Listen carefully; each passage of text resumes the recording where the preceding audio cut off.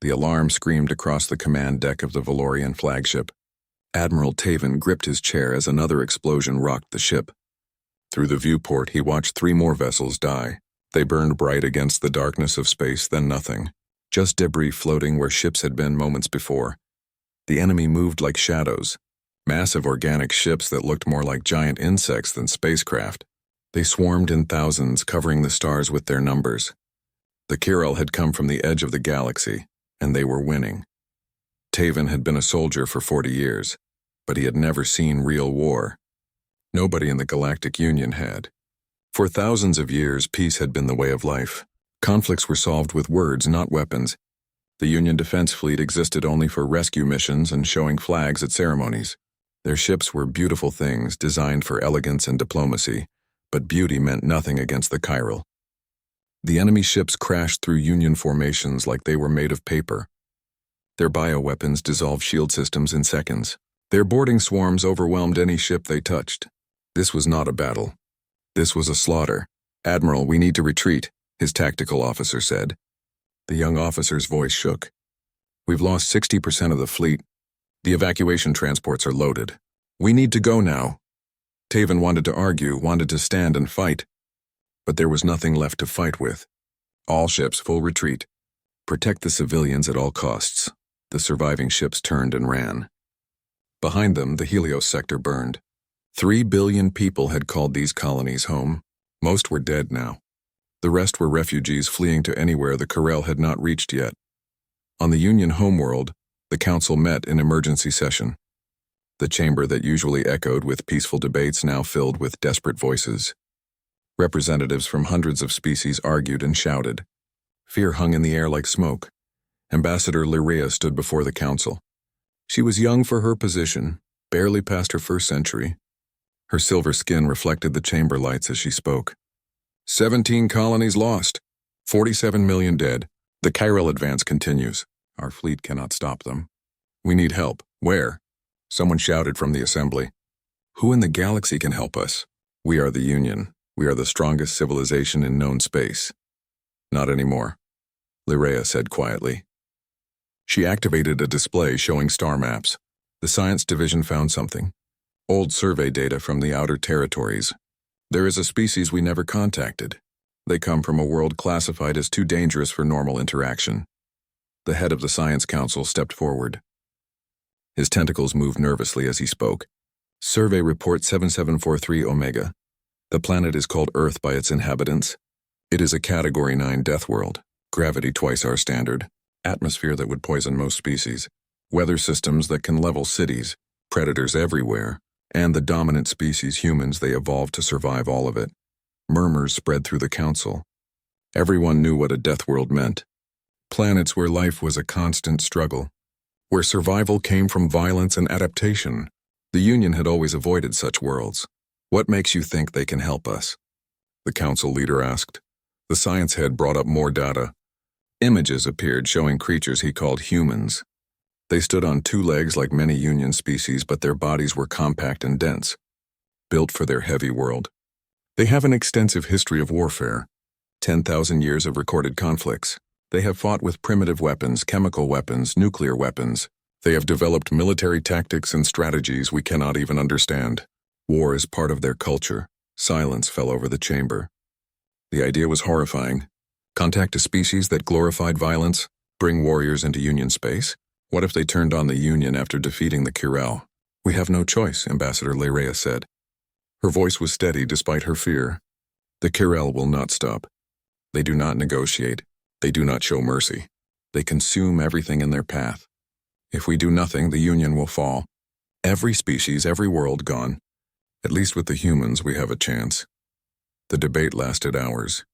Some argued for surrender. Some wanted to flee beyond the galactic rim. Some refused to believe the situation was truly hopeless. But in the end, fear won. Fear of extinction. Fear of watching everything they built turn to dust. The vote passed by a narrow margin. The council would send a message to Earth. Ambassador Lyrea composed the message herself. She tried to find the right words. How do you ask strangers for help? How do you admit that your entire civilization is failing? She wrote about the Kyrell threat. She included tactical data showing how badly the Union was losing. She explained that millions had already died and billions more would follow. At the end, she wrote simply, "We ask for any assistance you can provide. Technology, advice, supplies, anything. We are desperate. Please help us." The fastest courier ship in the fleet carried the message to Earth. It took 6 days. 6 days while more colonies burned. 6 days while the casualty counts climbed higher. 6 days of wondering if the humans would even respond. When the response came, it was shorter than anyone expected. Just 4 words that would change everything. Help is coming. Admiral Taven received the news at the rally point where surviving Union forces had gathered. His fleet was scattered across a dozen systems trying to evacuate refugees and delay the Kirel advance. Every day brought new losses. Every night he reviewed casualty lists that grew longer and longer. "What kind of help?" he asked the messenger. They did not specify. They said a fleet was being prepared. "They will arrive at our coordinates within 2 weeks. 2 weeks. Taven looked at the tactical display. At this rate, they would lose another 4 or 5 colonies in 2 weeks. Another 100 million dead at minimum. But if the humans could actually help, if they really had the power to fight the Kirel, then maybe those losses would mean something. He thought about the survey report he had read. Humans came from a world that would kill most Union species just from standing on its surface. They had spent millennia fighting each other, developing weapons and tactics that existed only to destroy other humans. What kind of species did that? What kind of species would answer a call for help from strangers? The answer came 14 days later. Taven was on his bridge when the sensors went wild. Energy signatures appearing at the edge of the system. Not just 1 or 2. Dozens. Hundreds. Ships dropping out of faster-than-light travel in perfect formation. "Sir, we have incoming vessels," the sensor officer reported. His voice held shock. 200 ships. Configuration unknown. Energy readings they are massive, sir. Each one puts out more power than our entire remaining fleet. The main display showed the approaching fleet.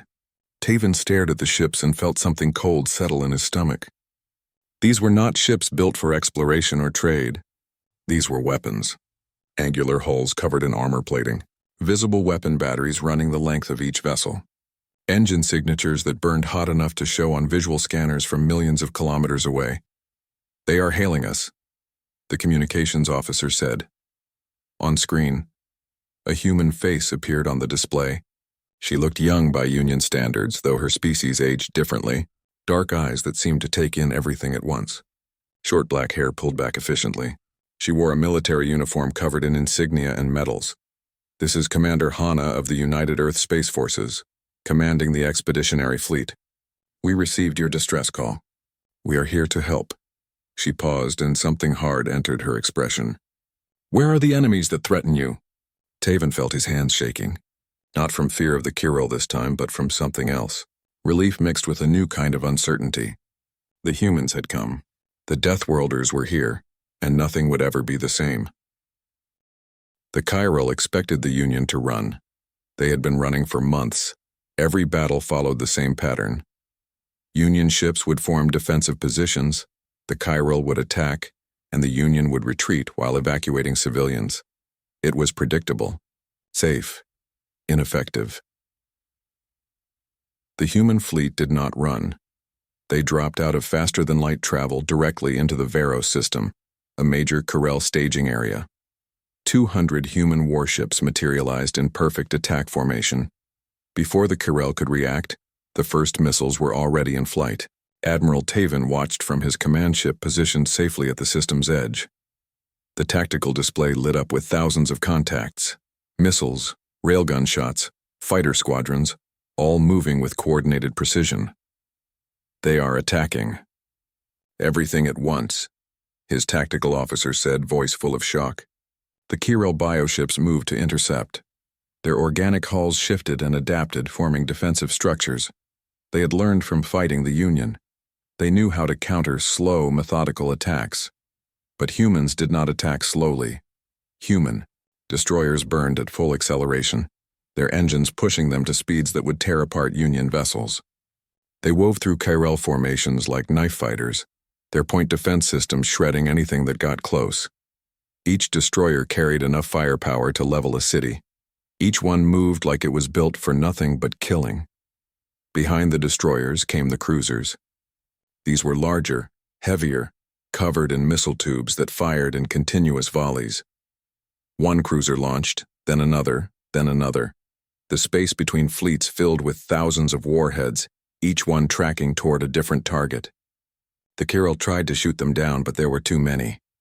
No defense could stop them all. When the missiles hit, bioships died by the dozens. Explosions bloomed across the battlefield like deadly flowers. Some Kyril vessels tried to regenerate. Damage. Their organic systems working to seal breaches and repair weapons. The human ships did not give them time. They pressed the attack, targeting wounded enemies before they could recover.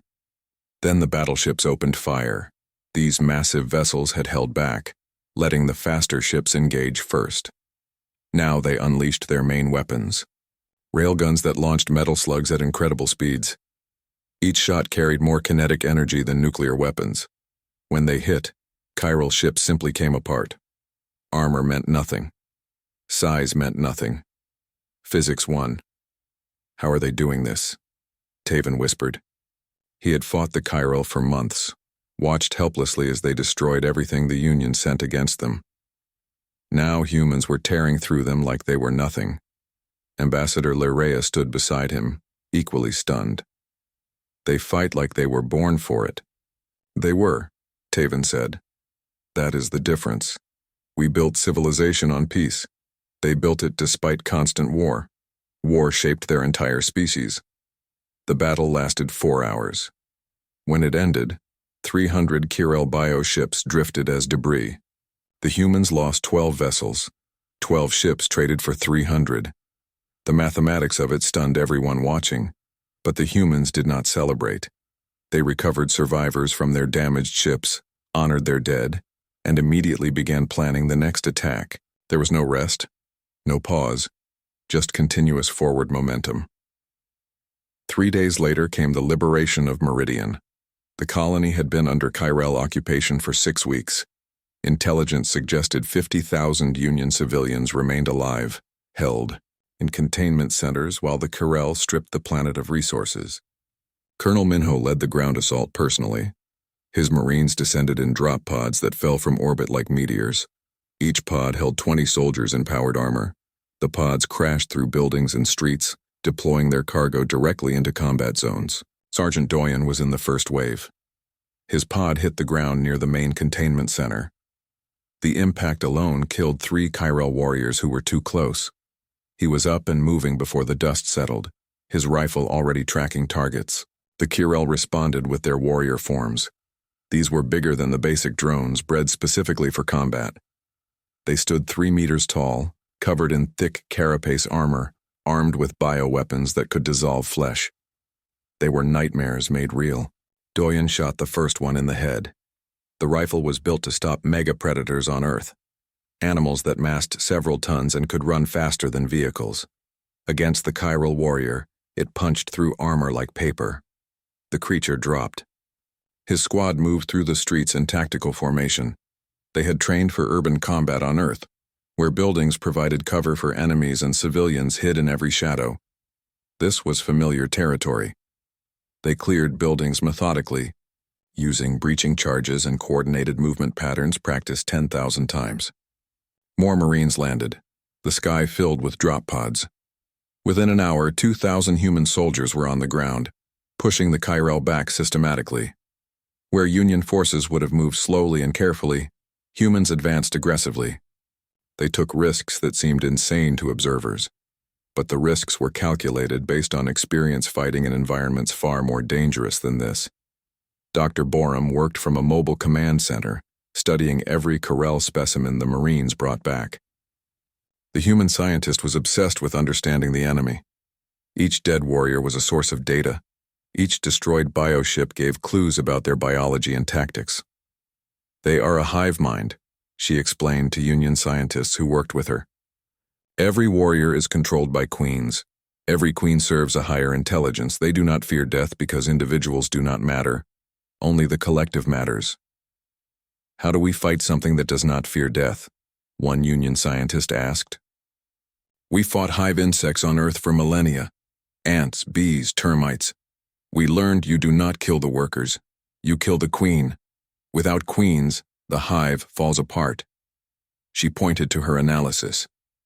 I found biochemical signatures unique to Kirel queens. We can make weapons that target only them. On Meridian, Doyen's squad reached the main containment center. Civilians huddled inside, terrified and malnourished. Union citizens from a dozen different species, all prisoners of the Kirel. A small child, maybe 5 years old by Union aging, stared at the armored Marines with wide eyes. Doyen removed his helmet so the child could see his face. We are here to help. You are safe now. He spoke through his suit's translator, making sure the words came out in the child's language. As they evacuated the civilians, Kirel reinforcements arrived. A full assault swarm, hundreds of warriors responding to the threat. Doyen ordered his squad to get the civilians to the extraction point while he held the line with 3 other Marines, 4 humans against hundreds of Kirel. The odds were impossible.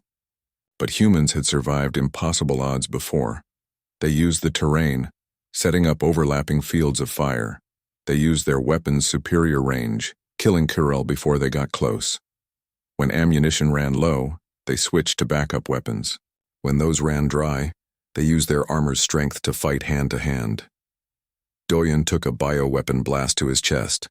The acid ate through his armor's outer layer, but the internal systems held. Pain receptors screamed warnings. He ignored them and kept fighting. The civilians reached the extraction point. That was all that mattered. Reinforcements arrived minutes later. Marine gunships swept the area with heavy weapons, clearing the remaining Kirel. Medical teams pulled Doyen and his squad out. All 4 survived, though they would need weeks of recovery. The liberation of Meridian took 16 hours. 50,000 civilians rescued, 200 Marines wounded, 8 dead, the entire planet secured. It was impossible by Union standards, but humans redefined what was possible. In the following weeks, the campaign continued. Every few days brought a new battle. Asteroid belts where human ships used guerrilla tactics in zero gravity. Fortress worlds where Marines spent days fighting through fortified positions. Each victory pushed deeper into chiral space. Admiral Taven watched the progress on tactical displays. Red markers turning blue as human forces advanced. The Kirel were adapting, learning from each encounter. Their tactics improved. Their ambushes became more sophisticated. But humans adapted faster. For every Kirel innovation, humans had a counter within days. Ambassador Lirea spent time with Lieutenant Jiwan, coordinating refugee relief efforts. They worked well together despite being from different worlds. One evening, sharing a meal, Lirea asked the question that had bothered her since the humans arrived. Are you not afraid? So many battles, so many chances to die. How do you face it? Jiwan thought for a moment. Of course I am afraid. Fear is natural. But we do not let fear stop us from doing what is right. That is what courage means. Not absence of fear, but action despite fear. And if you die, then I die knowing I tried to save lives. There are worse ways to go. My great-grandfather fought in Earth's last World War. He told me that life is not measured in years, but in what you do with the years you have. I choose to spend mine protecting others. The Union was learning what it meant to have humans as allies. It meant having warriors who would die for strangers, soldiers who fought not for conquest, but for justice. A species that turned war into an art form, but practiced it only in service of peace. And the Kirel were learning too. They were learning that they had awakened something terrible, something that would not stop, would not negotiate, would not show mercy. They had awakened Earth. The human fleet gathered at Rally Point Omega. 6 weeks of continuous combat had reduced their numbers from 200 ships to 173. Scars marked every hull. Crew members moved with the weariness of soldiers who had seen too much death. But their determination never wavered. Commander Hana stood before her senior officers in the main briefing room. The holographic display behind her showed a massive organic structure wrapped around a dying red star, the Chiral Prime Hive, home to their supreme overmind, the intelligence that directed their entire species. "This is our target," Hana said. Her voice was steady, but everyone in the room understood what she was really saying. This would be the hardest battle they had ever fought. Intelligence estimates 3,000 bioships defending the hive. The structure itself generates gravity weapons that can tear apart approaching vessels. The only attack corridor requires running through overlapping defensive zones for 40 minutes. The room was silent. Admiral Taven, attending as an observer, felt his blood run cold. 40 minutes under constant fire, against enemies that outnumbered them 15 to 1. It was suicide. Casualty projections? Colonel Minho asked. Conservative estimate is 40% fleet losses. Worst case is 70%. Hana let that sink in. Ground forces will face even worse odds. The interior of the hive is designed to defend against invasion. Tight corridors. Unlimited enemy reinforcements. Environmental hazards we cannot predict. When do we attack? Lieutenant Jiwan asked. 48 hours. That gives us time for final preparations and rest. Everyone should send personal messages home. Standard protocol before high-risk operations. After the briefing, Taven found Hana alone in her quarters. She was writing something on a personal data pad. Messages to family, he realized. "Commander, may I speak with you?" "Of course, Admiral." He struggled to find the right words. "These casualty estimates. You are asking your people to sail into certain death. How can you justify that?" Hana set down her pad. "I am not asking them. They volunteered. Every person in this fleet understands what we are doing and why. But the cost. Thousands will die tomorrow. Is ending the war worth that price? How many Union citizens have died so far? 47 million? How many more will die if this war continues for years? If the Kiral are not stopped here, they will keep expanding until your entire civilization is extinct. We fight now because quick victory saves more lives than slow defeat. You sound certain you will win. Not certain we will survive. But certain we will win. There is a difference. Even if we all die, we will destroy that hive. The Kiral will lose their coordination. Your people will have time to rebuild defenses. Future Union generations will live free because of what we do tomorrow." Taven looked at her carefully. "You really believe that? You think your deaths will matter? All deaths matter. The question is what you die for. My people chose to die protecting others. That is a choice we make freely. It is what makes us human." In the medical bay, Sergeant Doyen visited the recovered civilians from Meridian. His armor still bore scars from the acid weapon that nearly killed him. The wounds were healing but would leave permanent damage. He did not care. The mission succeeded. That was what mattered. A small child approached him, the same one he had saved from the containment center. She held out a piece of paper. A drawing. Crude but heartfelt. It showed armored figures fighting monsters. The humans were bigger in the drawing, heroic and strong. The monsters were small and defeated. "Thank you for saving us," the child said in her own language. The translator rendered it for Doyun. He knelt down to her level, took the drawing carefully. "You are welcome. You are safe now. That is all that matters." He kept the drawing, folded it carefully and placed it in his helmet's storage compartment. Tomorrow he would carry it into the Prime Hive, a reminder of why they fought.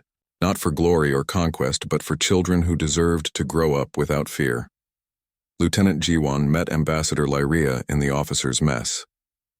They had become friends over the weeks of working together, coordinating refugee relief, planning evacuation routes, sharing stories about their home worlds. "Tell me about Earth," Lyria said. "I want to understand the world that made you." Jiwan smiled. "Earth is beautiful, dangerous but beautiful. In spring, cherry blossoms bloom in Seoul. The whole city becomes covered in pink and white flowers. It is peaceful, quiet, perfect. For 2 weeks each year, people forget about all the hardships and just enjoy the beauty. That sounds wonderful. When this is over, I would like to see it. And I want to see your crystal gardens. You described them so beautifully. Gardens that sing when the wind blows through them. I cannot imagine such a thing." They sat in comfortable silence for a moment. Then Lyria spoke quietly. "You know the odds for tomorrow. There's a strong chance neither of us will survive." "Yes. Are you afraid?" "Terrified. But also determined. I volunteered for this because I believe in it. Because protecting others is worth any risk. Because if we succeed, millions of beings will live who would otherwise die. That makes the fear bearable." Dr. Borum worked through the night in her laboratory. The Queen Killer warheads were nearly ready. Bioweapons designed to target specific biochemical signatures found only in Kyril Queens and their overmind. Each warhead contained tailored pathogens that would cascade through the hive's nervous system. She had lost 3 research assistants during the campaign. Good people who died gathering samples and analyzing enemy biology. Their sacrifice pushed her to perfect the weapon. Not just lethal but devastatingly effective. The Kyril Queens would die before they knew what hit them. A Union scientist working with her asked, "Do you ever wonder if we are becoming like them? Creating biological weapons. Embracing violence." Borum looked up from her work. There is a difference between violence and defense. The Kyril kill because it is their nature. We fight because it is necessary to protect innocent lives. Intent matters. Purpose matters. We do terrible things so that future generations will not have to. The night before the assault, Colonel Minho gathered his Marines, 2,000 soldiers in full combat gear. They stood in formation, silent and ready. These were veterans now, seasoned by weeks of continuous combat. They had seen friends die. They had killed countless enemies. They knew exactly what tomorrow would bring. "Tomorrow we finish this," Minho said. His voice carried across the hangar. "Tomorrow we do what humans have always done. We stand between the darkness and those who cannot stand themselves. We hold the line, we fight, and we win no matter the cost." He paused, looking at each face. "Many of us will not come back. That is the reality of what we face, but our deaths will not be meaningless. Every Kyril we kill is one that cannot hurt innocent people. Every moment we buy is time for civilians to escape. Every victory, no matter how small, brings the Union closer to survival. We fight for humanity. We fight for the Union. We fight for everyone counting on us, and we fight with pride, knowing that we chose this. We are volunteers. We are warriors. We are human." The Marines raised their weapons in salute. No cheering, no celebration, just quiet acceptance of what must be done. Ambassador Lyria watched from the observation deck. She had never seen anything like it. These humans prepared for death with calm determination. They wrote messages to loved ones. They checked equipment methodically. They shared quiet moments with comrades. They faced the end with open eyes and steady hearts. "They are ready to die," she whispered to Taven, who stood beside her. "They are ready to save us," Taven corrected. "There is a difference," the countdown began. 12 hours until the assault. The fleet made final preparations. Weapons were loaded. Systems were checked. Pilots climbed into their fighters. Marines boarded dropships. Crew members took their stations. Commander Hana stood on the bridge of the UES Indomitable. Her ship had survived every battle but bore scars from dozens of engagements. Tomorrow would be the ultimate test. Tomorrow they would either save the Union or die trying. She thought about the message she had recorded for her family. Words that might be the last they ever heard from her. She told them she loved them. She told them she was proud to serve. She told them that no matter what happened, her death would have meaning. The ship's chronometer counted down. Hours became minutes. Minutes became seconds. The fleet formed up into attack formation. Engines powered to full. Weapons went hot. Every indicator showed green. They were ready. "All ships, this is Commander Hana. Prepare for jump on my mark. Remember why we are here. Remember who we fight for. Today we end this war. Today we show the galaxy what it means to be human." She took a breath. Let it out slowly. Gave the order that would change everything. "All ships, jump." The fleet vanished into faster-than-light travel, racing toward the Prime Hive, racing toward destiny, racing toward the battle that would define the fate of the entire galaxy. And in the silence they left behind, Ambassador Lyria whispered a prayer. Not to any specific god, but to whatever force in the universe watched over brave souls. She prayed that some of them would survive. She prayed their sacrifice would not be wasted. Most of all, she prayed that future generations would remember what these Deathworlders did for strangers they never met. The human fleet dropped out of faster-than-light travel at the edge of the Prime Hive system. What they saw stole the breath from every chest. The Kyril Prime Hive was enormous beyond comprehension. A living structure that wrapped around a dying red star like a massive parasite. Organic architecture spanning thousands of kilometers, pulsing with bioluminescent veins. Around it, bioships swarmed in numbers that made space itself seem dark. Thousands upon thousands of enemy vessels moving in coordinated patterns. Admiral Taven, watching from his command ship at a safe distance, felt certainty of defeat settle over him. No force could break through that defense. No attack could succeed against such overwhelming numbers. The humans were brave, but bravery alone could not win impossible battles. Then Commander Hana's voice cut through every communication channel, clear, steady, unafraid. All ships, this is indomitable. We did not come this far to turn back now. The Union asked for our help. Today we deliver. All vessels advance. For humanity. For the Union, for everyone who could not fight. The human fleet surged forward. 173 ships against thousands. The mathematics were impossible. But humans had never let mathematics dictate their fate. The Kirel met them with everything. Bioships launched from the hive in waves, forming defensive walls meant to absorb and destroy any attack. They had learned from months of fighting humans. They knew human tactics, human weapons, human strategies. They were ready. But humans never fought the same battle twice. The destroyers went in first, moving at speeds that should have been impossible.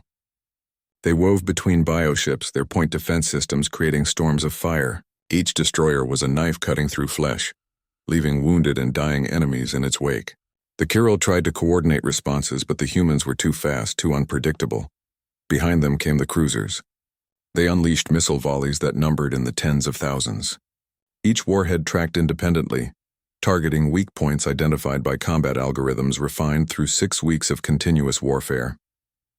The space between fleets became a field of explosions. Bioships died by the dozens, then by the hundreds. The Kirel adapted.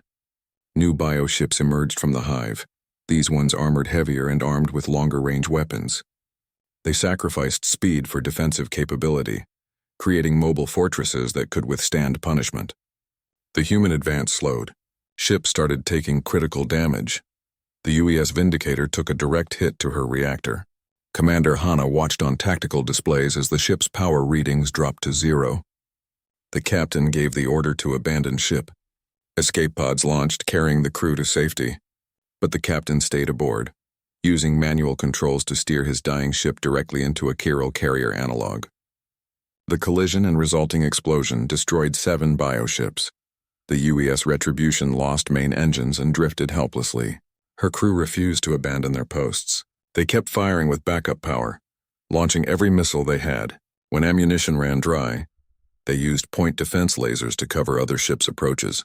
They fought until power failed completely, buying time measured in precious minutes.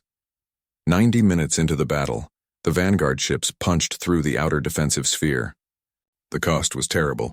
38 ships destroyed, 42 more critically damaged, but they had created a corridor straight to the Prime Hive itself. All ground forces, this is your moment, Colonel Minho transmitted. Drop pods launching in 30 seconds. Remember your training. Remember why we are here. Today we end this. Dropships and assault shuttles raced toward the hive under covering fire from the fleet. Half were destroyed by defensive weapons before reaching the target. The survivors crashed through the organic hull, deploying Marines directly into the enemy stronghold. Sergeant Doyen's pod hit the interior with bone-jarring force. The hatch blew and he was up and moving, rifle ready. The environment inside defied understanding. Corridors that pulsed like living arteries, walls that oozed biological fluids, air thick with chemical signals that made his suit's filters work overtime. Kirel warriors swarmed from every direction. These were elite defenders bred specifically to protect the hive's core systems. Bigger, faster, deadlier than anything the Marines had fought before. Doyun shot the first one that charged him, then the second, then lost count as his squad pushed deeper into the structure.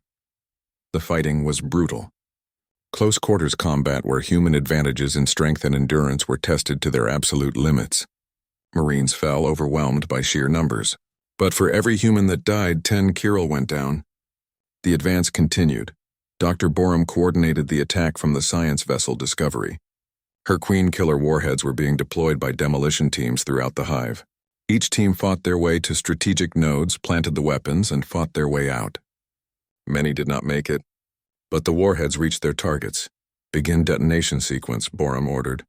Her voice was steady despite knowing that some of those warheads sat next to Marines who could not evacuate in time. Some of her own research team was still in the hive. But the mission came first. Always the mission. The first warhead detonated deep in the hive's secondary control center. The bioweapon it released spread rapidly through neural tissue, targeting the biochemical signatures unique to Kirel queens. Within seconds, one queen died, then another, then dozens more as the weapon cascaded through the hive's nervous system. The effect was immediate. Chiral warriors froze mid-combat or collapsed entirely. Without queens to coordinate them, they reverted to instinctive behavior, still dangerous but no longer operating as a unified force. The tide turned. Commander Hana led the final assault team personally. 6 Marines fighting their way to the Supreme Overmind's chamber. The path was littered with bodies, both human and Kirel. Each step was bought with blood. Each corridor claimed lives. The chamber itself was vast. Organic walls lined with neural tissue that processed information for the entire Kirel civilization. At the center, the Supreme Overmind, a massive entity of biological complexity, pulsing with energy and intelligence. The thing that had directed the genocide of billions. Hana did not hesitate. She armed the final Queen Killer warhead and threw it into the Overmind's core mass. All teams evacuate now. Move, move, move! They ran. Through corridors collapsing around them, past dying Kirel warriors, over the bodies of fallen comrades. Behind them, the bioweapon spread through the Overmind's neural network like fire through dry grass. The Overmind's death throes shook the entire hive. Sections broke away from the main structure, spiraling into the red star below. Organic systems failed catastrophically. The living architecture began tearing itself apart.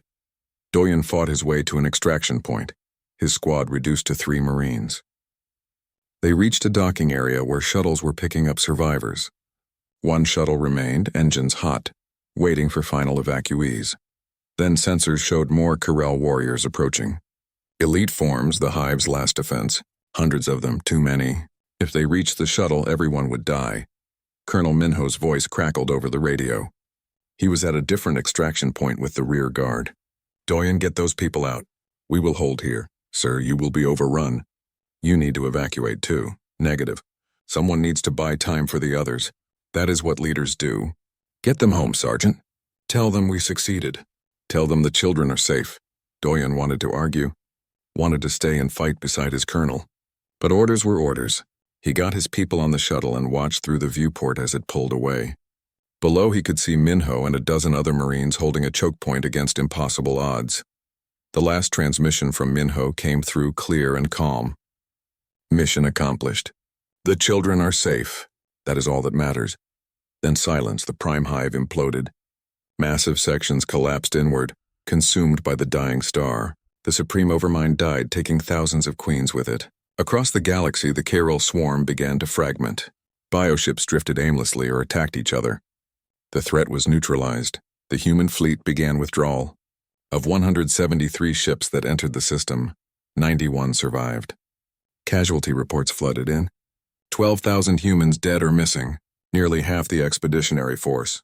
The cost was staggering, but the war was over. Commander Hana stood on her bridge watching the hive's death throes on the main display. Her uniform was torn. Blood stained her armor. She had not slept in 36 hours. But she stood straight, maintained composure, set the example. Status of all ships, she ordered. The reports came in. Damage assessments. Casualty counts. Lists of ships that would never return home. Each number was a person. Each statistic was someone's child, parent, friend, lover. The weight of command felt heavier than any weapon. Admiral Taven is requesting communication. Her communications officer reported. Put him through. Taven's face appeared on screen. He looked different somehow. Older perhaps, or simply changed by witnessing what humans could do. Commander Hana, you did it. The Kirel are defeated. On behalf of the entire Galactic Union, I thank you. Hana nodded slowly. The war is over, but the cost was high. Too high.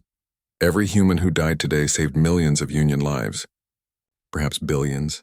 We will never forget their sacrifice. The meeting room aboard the Valorian flagship felt too small. Commander Hana walked in and every Union officer unconsciously stepped back. Not from fear exactly, but from something primal. Her presence filled the space in a way that made others uncomfortable. Admiral Taven watched her cross the room. Humans moved differently than Union species. Each step had purpose and balance, like predators he had seen in nature documentaries. Efficient, economical, ready to react at any moment. She was shorter than most beings in the room, but somehow she seemed larger. "Thank you for coming," Taven said, offering his hand in the human greeting style. He had researched their customs. "We are grateful for your response to our call." Hana took his hand. Her grip was firm, controlled, but he could feel the strength behind it. Strength that could easily crush his fragile bones if she chose. "We came as fast as we could. Show me the tactical situation." Ambassador Lirea activated the holographic display. Red markers showed chiral positions spreading across Union space like a plague. Blue markers showed Union forces, far fewer and scattered. They hit the outer colonies first. We tried to evacuate civilians and establish defensive lines, but nothing works. Their ships are biological, constantly adapting. Their numbers seem endless. Hana studied the display in silence. Her dark eyes tracked movements and patterns. After several minutes, she spoke. "You are fighting a defensive war." "Yes," Taven said. "We are trying to protect as many worlds as possible while evacuating populations from threatened areas. That is why you are losing." Hana looked at him directly. "Defense only delays defeat." "You need to attack." The room went quiet. Ambassador Lirea spoke carefully. "Our doctrine has always prioritized preservation of life. We seek to minimize casualties and protect infrastructure. Aggressive action could lead to greater losses." "How many have died so far?" Hana asked. 47 million confirmed, Lirea said quietly. "And how many more will die if this continues for another year?" 5 years? Your enemy does not care about your doctrine. They will keep killing until you are extinct. The only way to save lives is to end the war quickly and decisively. Taven felt his throat tighten. Everything she said made sense from a pure tactical perspective, but it violated everything the Union believed. "What do you propose?" Hana manipulated the holographic display. She marked several systems deep in chiral-controlled space. Intelligence suggests these are major staging areas, production centers where they grow new ships and warriors. If we destroy these, we cripple their ability to sustain the offensive. Then we push through to their home systems and eliminate the central hive structure. "You want to invade their territory?" A Union captain spoke up, his voice shocked. "That would require passing dozens of occupied worlds, ignoring colonies that need help. How can we abandon our people?" Hana turned to face him. "Because if you win the war in 3 months instead of 3 years, you save more lives total. War is mathematics. Every day this continues, more people die. Quick victory is mercy, even if it feels wrong." After the briefing, Ambassador Lirea found Hana in the observation deck. The human stood looking out at the stars, her expression unreadable. "May I speak with you?" Lirea asked. "Of course. I want to understand. Your people, why did you answer our call? We are strangers to you. This is not your war." Hana was quiet for a moment. "On Earth we have a saying, the only thing necessary for evil to triumph is for good people to do nothing. Your message showed us that millions were dying, that billions more would follow. How could we do nothing? But the risk. Your people could die here far from home fighting for species you never met. Every person in my fleet volunteered. They knew the risks. They came anyway because it was right. That is what humans do. We protect those who cannot protect themselves even when it costs us everything." Lirea felt something shift in her understanding. These humans were not monsters. They were something else, something terrifying and noble at the same time. The next day, Lirea visited the human ships.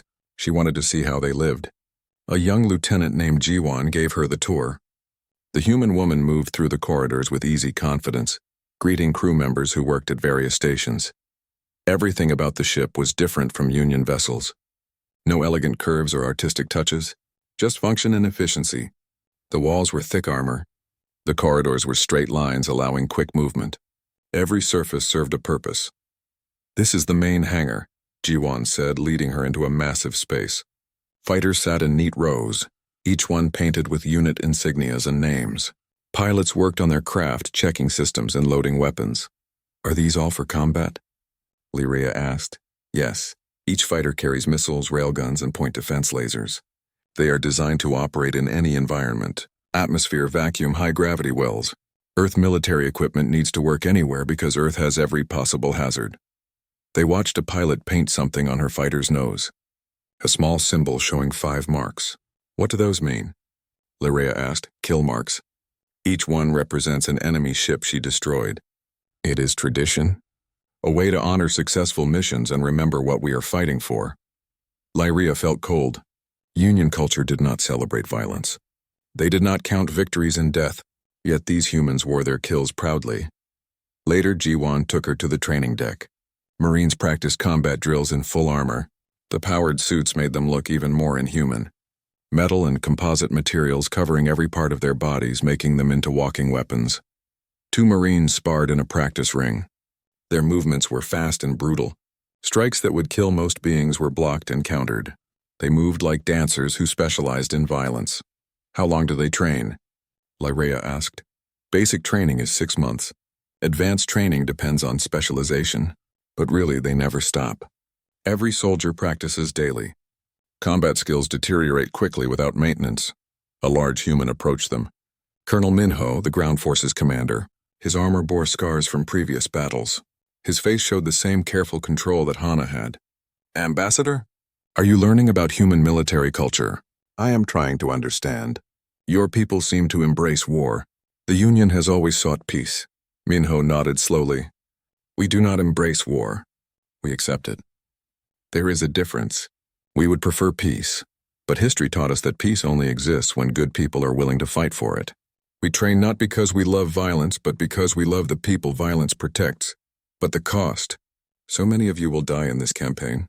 Yes, many will die. But we choose this.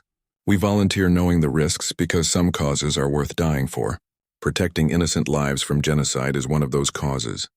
That evening, the Union command staff met with human leadership. Hana presented a detailed operation plan. Strike forces would hit chiral production centers in simultaneous raids. Main battle groups would advance along 3 corridors toward the core hive systems. Ground forces would liberate key colonies to deny the chiral resources. It was aggressive, risky, everything the Union had never done. But looking at the tactical projections, Taven could see it might actually work. The humans were not proposing suicide. They were proposing calculated aggression based on experience and understanding of warfare. When do we begin? Taven asked. Tomorrow, Hana said. Every hour we wait, more die. The time for planning is over. Now we fight. The Union officers looked at each other. This was the moment. They could accept human help and accept human methods, or they could continue failing with their own doctrine. The choice was not really a choice at all. We will follow your lead, Taven said. Hana stood and extended her hand. Then let us save your people. Together. As the meeting ended, Lyrea watched the humans leave. They walked with confidence born from certainty in their abilities. They were warriors from a death world, and they had come to wage war. Not for conquest or glory, but for something deeper. They had come to save strangers. And they would pay any price to do it.